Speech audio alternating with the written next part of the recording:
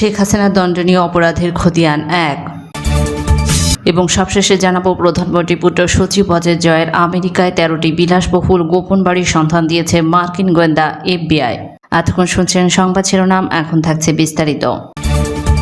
আমরা আন্তর্জাতিক আদালতে সার্বিয়ার খুনি লাদিস এবং কারাঞ্চিকের বিচার এবং সাজার কথা জানি। বসনিয়ায় মুসলমানদের ওপর গণহত্যা চালানোর মানবতা বিরোধী অপরাধে তাদের বিচার হয়েছিল। চরম মুসলিম বিদ্বেষী নৃশংস দুই অপরাধে যাবজ্জীবন সাজা হয়েছে। ওই আদালতে রোহিঙ্গা মুসলমানদের ওপর গণহত্যার জন্য এখন মিয়ানমারের সামরিক জনতার বিচার চলছে।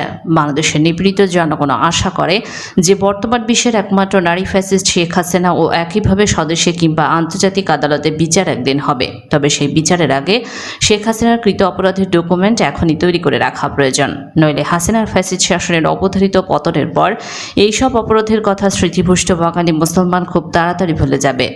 দেখতেই তো পারছেন, এক ভয়ানক স্বৈরাচারী এবং দুর্নীতিপরায়ণ শাসক শেখ মুজিবকে 14 বছর ধরেই আজব মুসলমান জাতি একেবারে পৌত্তলিক কায়দায় মূর্তি বানিয়ে কিভাবে পুজো করে ফেলেছে। অথচ 1975 সালে জনবিচ্ছিন্ন শেখ মুজিব সামরিক অভ্যুত্থানে মুক্তিযোদ্ধাদের হাতে নিহত হওয়ার পর ঢাকার দোকানের সমস্ত মিষ্টি শেষ হয়ে গিয়েছিল। খোদ গোপালগঞ্জে তাকে জানাজা পড়ানোর জন্য লোক খুঁজে পাওয়া যায়নি। বর্তমান প্রজন্ম এইসব ইতিহাসের কিছুই জানে না। যাই হোক, এবার শেখ হাসিনার অপরাধের একটু ডকুমেন্ট করে রাখা যাক।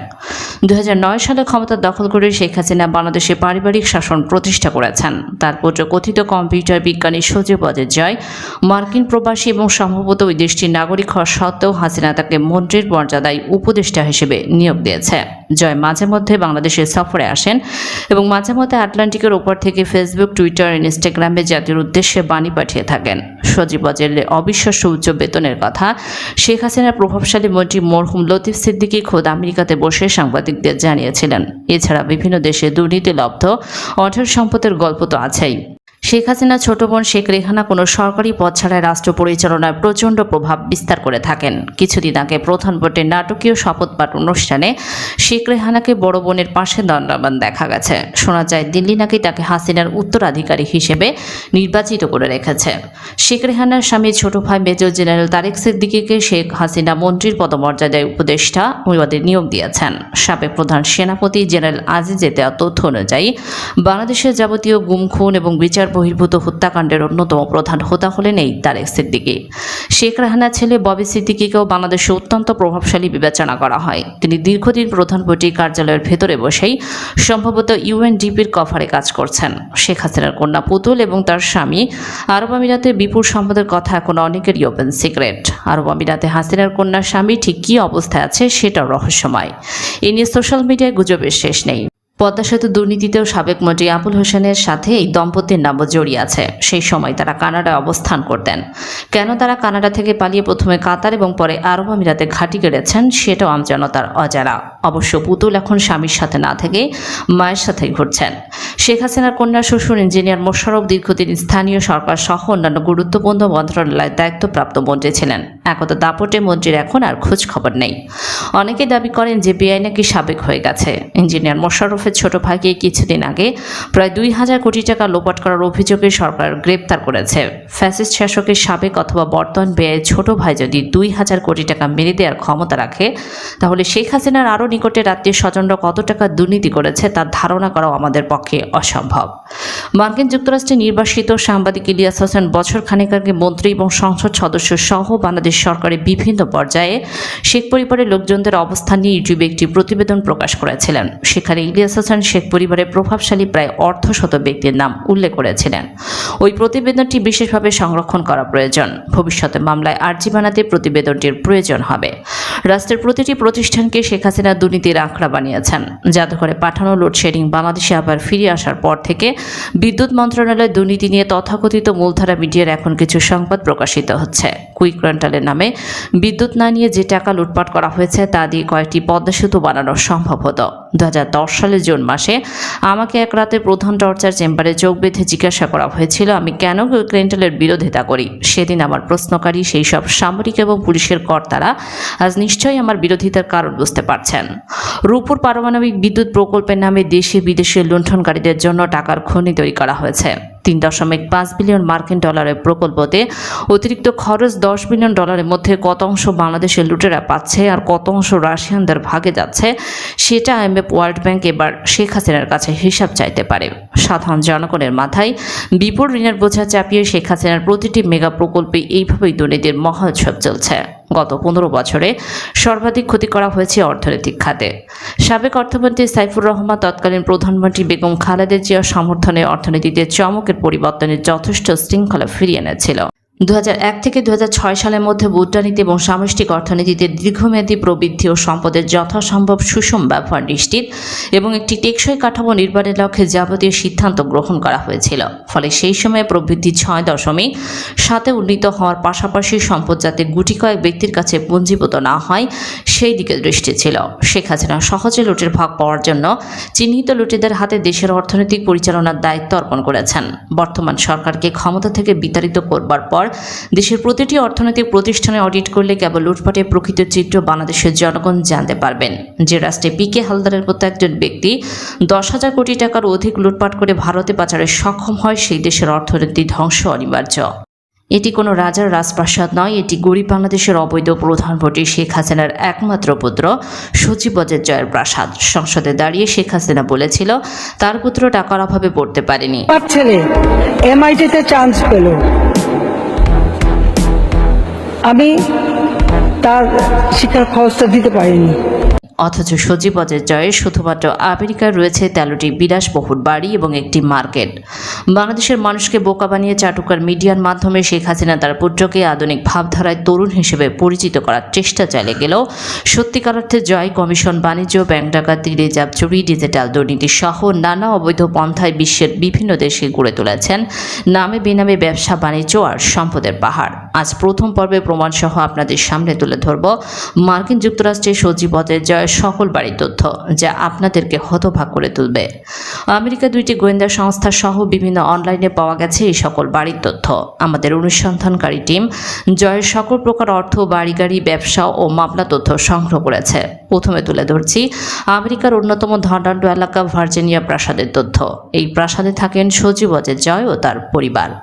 গ্রেট ফলসের 9911 নাম্বার বাড়িটি যেন এক রাজপ্রাসাদ।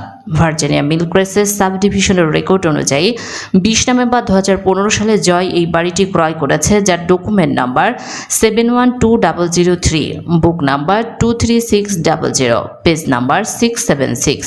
প্রায় 8 বিঘা জমির উপর নির্মিত এই প্রাসাদে 6523 স্কয়ার ফিটের বিল্ডিং রয়েছে। বাড়িটিতে 6টি বেডরুম, জ্যাকুজি সহ 6টি পূর্ণাঙ্গ বাথরুম, 2টি ড্রয়িং রুম, একটি ডাইনিং, একটি ব্রেকফাস্ট রুম রয়েছে। এছাড়াও বেসমেন্টে রয়েছে গেম রুম, মদ পানির বিশাল বার, রয়েছে বিশাল হিটের সুইমিং পুল আর বাগান। বর্তমান বাজারে বাড়িটির মূল্য বাংলাদেশি টাকার হিসেবে প্রায় 109 কোটি টাকা, যার বাৎসরিক খাজনা এবং অন্যান্য ট্যাক্স প্রায় 27 লক্ষ টাকা। আর এই প্রাসাদের মালিক ডিজিটাল ব্যাংক ডাকাতের সর্দার সচিব অজয় জয় ও তার স্ত্রী ক্রিস্টিনা ওয়াজেদ। এ যেন আরেক রাজমহল।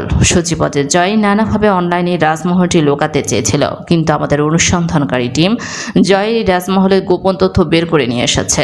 Blue red investment and finance নামে আমেরিকার জয়ের একটি কোম্পানি রয়েছে।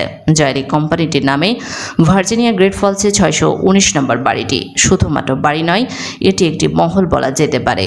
2.3 একরের বিশাল জায়গা জুড়ে রয়েছে garden, swimming pool, tennis court. বাড়িটি 5397 স্কয়ার ফিটে, 5টি সুসজ্জিত বেডরুম সহ 12টি বিশাল রুম। এই বাড়ির বাজার মূল্য প্রায় 189 কোটি টাকা। জয় এই অবৈধ অর্থায় পন্থায় দেশ থেকে আমেরিকায় প্রচার করেছে blue red investment and finance কোম্পানির মাধ্যমে। তথ্যমতে ভার্জিনিয়ার ফলসার্সের বেলমোনের কোর্টে 3817 নম্বরের বাড়িটির মালিক জয় এবং ক্রিস্টিন ওয়াজেদ। এই বাড়িটির ডকুমেন্ট নাম্বার 1541306, বুক নাম্বার 18449। 5238 স্কয়ার ফিটের এই বাড়িটি 2014 সালে 29 এপ্রিল জয় ক্রয় করে নিজের এবং নিজের স্ত্রীর নামে। আর পেজ নাম্বার 1151-তে দেখা যায় 2017 সালের জন্য এই বাড়িটি শুধুমাত্র খাজনা দেওয়া হয়েছে প্রায় 9 লক্ষ টাকা। ভার্জিনিয়ার আলেকজান্দ্রিয়া এলাকায় 4823 নম্বর বাড়িটির মালিকও জয়। 27 জুলাই 2001-এ বাড়িটি ক্রয় ক্রয় করেন তিনি। এই বাড়িটি নিয়ে এক ধরনের চাতুরতার সঙ্গে দুর্দান্ত এক চাল চালাচ্ছেন জয়। এই চাতুরতা বলে দেয় সচিবদের জয় ঠান্ডা মাথার ডিজিটাল ডাকাত। 2001 সালে এই বাড়িটি জয় নিজের নামে ক্রয় করলেও 2003 সালে বাড়িটি তার স্ত্রীর কাছে বিক্রি করে দেয় জয়। বিক্রির পর বাড়িটির মালিকানায় জয় তার স্ত্রী এবং নিজের নাম লিখে দেয়। স্ত্রীর কাছে বিক্রির মাধ্যমে জয় তার বিপুল পরিমাণ অবৈধ অর্থ আমেরিকা লিগ্যাল করে নেয়। এবার জানাচ্ছি ভার্জিনিয়া ফলসার্সে 3507 নাম্বার বাড়িটির তথ্য। বাড়িটির মূল্য প্রায় $5.5 লক্ষ। ভার্জিনিয়ার স্টেট ট্যাক্স ডিপার্টমেন্টের নথিতে দেখা যায় জয় 2017 সালে শুধুমাত্র এই বাড়ির ট্যাক্স $5,964। এছাড়াও ভার্জিনিয়া আলেকজান্দ্রিয়া এলাকার হাইডেন সার্কেলের 5907 নাম্বার বাড়িটির মালিকানায় রয়েছে জয়ের নাম। ভার্জিনিয়ার আনান্ডেলের 7138 নাম্বারের মার্কেট এবং গ্রেট ফলসের 9893 নাম্বার বাড়ির 120 নাম্বার ফ্ল্যাটের মালিকানায় রয়েছে সচিবদের জয়ের নাম। মূলত জয় তার বেশিরভাগ বাড়ি ভার্জিনিয়ায় ক্রয় করেছে। মার্কিন যুক্তরাষ্ট্রে বাংলাদেশি অর্ধশত এলাকা, নিউ ইয়র্কে বর্তমান অবৈধ হাসিনা সরকারের অনেক এমপি মন্ত্রীদের বিপুল সম্পদ রয়েছে। তাই আমাদের অনুসন্ধানকারী টিম নিউ ইয়র্কে জয়ের সম্পদের অনুসন্ধান চালিয়ে যাচ্ছে। দেশের উল্লেখযোগ্য কয়েকটি খাত থেকে জয় শুধুমাত্র কমিশন বাবদ লুটপাটে যে তথ্য পাওয়া গেছে তা হলো বিদ্যুৎ এবং জ্বালানি খাত থেকে 26,000 কোটি টাকা, ভিওআইপি খাত থেকে 9,500 কোটি টাকা, সরকারের প্রধানমন্ত্রী তথাকথিত আইসিটি উপদেষ্টা হিসেবে প্রতি মাসে বেতন 1,60,00,000 টাকা হিসেবে 15 বছরে 480 কোটি টাকা, রাশিয়া থেকে $1 বিলিয়ন অস্ত্র কেনার কমিশন বাবদ 120,40,00,000 টাকা, আন্তর্জাতিক দরমূল্যের চেয়ে 20 গুণ বেশি খরচে 60,000 কোটি টাকার পায়রা রেলপথ প্রকল্পের কমিশন বাবদ 8,000 কোটি টাকা, 12,000 কোটি টাকার পদ্মা সেতুর খরচ বাড়িয়ে করা হয় 35,000 কোটি টাকা। এই প্রকল্প থেকে 70 কোটি টাকা কমিশন নিয়েছে জয়। জয়ের এই সকল অবৈধ অর্থের তথ্য অনেকের কাছে রয়েছে, যা ইতোমধ্যে পত্রিকায় প্রকাশিত হয়েছে। অবৈধ প্রধানমন্ত্রী তথ্য উপদেষ্টা সচিবদের জয় ব্যাংকের গোপন সুইপ কোড ব্যবহার করে বাংলাদেশ ব্যাংকের বৈদেশিক মুদ্রা রিজার্ভ ফান্ড থেকে 800 কোটি টাকা ডিজিটাল পদ্ধতিতে ডাকাতি করে 2016 সালের 4 ফেব্রুয়ারি। জয়ের নেতৃত্বে লুটেরা বাহিনী তথ্য প্রযুক্তির অপব্যবহার করে ফিলিপাইন এবং শ্রীলঙ্কার ক্যাসিনোতে এই অর্থ পাচার করে। ফিলিপাইনের ব্লু রিবল কমিটির উদ্যোগে সিনেট পরিচালিত 82 পৃষ্ঠা তদন্ত রিপোর্টে বেরিয়ে এসেছে ভয়াবহ তথ্য। রিপোর্ট অনুযায়ী বাংলাদেশ ব্যাংকে টাকা প্রথমে নেওয়া হয় আমেরিকার 4টি ব্যাংকে এবং সেই ব্যাংকগুলি থেকে $100 বিলিয়ন যায় ফিলিপাইনের ব্যাংকে। আমেরিকার যে সকল ব্যাংক থেকে বাংলাদেশের টাকা ফিলিপাইনে গিয়েছিল তার একটি হচ্ছে সিটি ব্যাংক। এই সিটি ব্যাংকে রয়েছে সচিবদের জয়ের 4টি অ্যাকাউন্ট।